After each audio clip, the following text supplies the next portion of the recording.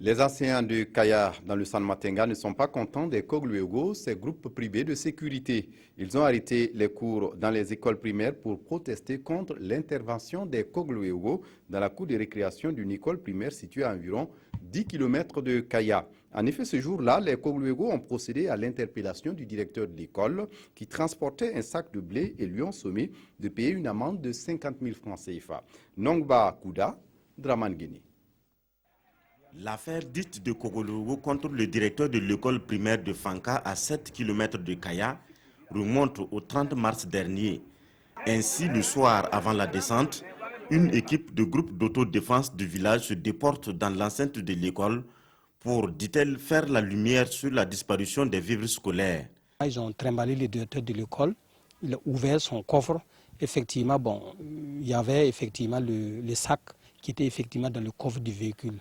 Donc face à ce constat, les Koglo ont estimé que le directeur était en infraction, comme je le disais, et que par conséquent, ils doivent lui infliger une amende de 50 000 francs. Les 6 enseignants de l'école ont donc versé solidairement la somme de 50 000 francs exigée.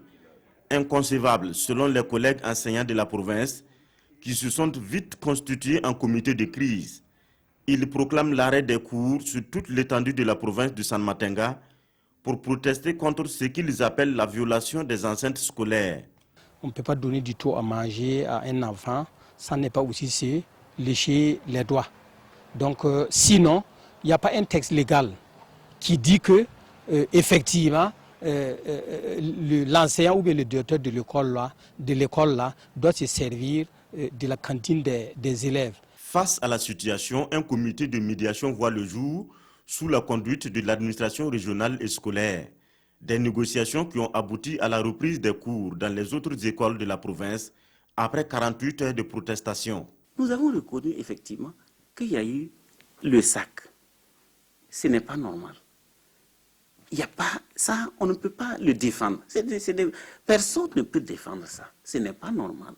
Mais nous savons aussi que s'il faut que désormais les Kogluego aillent dans toutes les écoles pour fouiller et dire X ou Y est voleur, nous savons que ce n'est pas aussi la bonne foi. Si vous avez vu l'enseignant mettre le sac dans le véhicule, vous l'attendez sur la route. Si c'est sur la route que vous avez pris l'enseignant, il nous revient de venir à vous et de nous mettre à genoux pour vous demander pardon.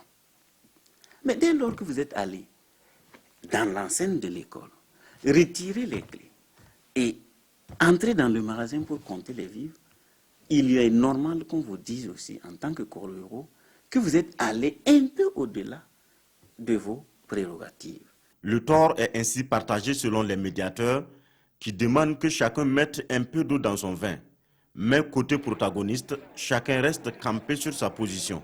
Qui réunissent l'argent, l'administration va organiser une cérémonie, les anciens vont faire une délégation, aller assister leurs collègues de Fanka pour constater effectivement les excuses publiques devant les élèves et la remise des 50 000 francs là, avant que les cours ne puissent reprendre dans l'école de Fanka, au niveau de l'école de Fanka.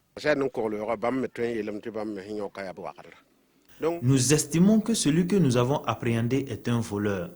Donc, si on doit attraper un voleur et lui demander des excuses après, j'estime que cela est contraire à la logique. Nous ne pouvons donc pas restituer les 50 000 francs. Les enseignants réclament la restitution de leur argent pour sortir la tête haute de l'affaire.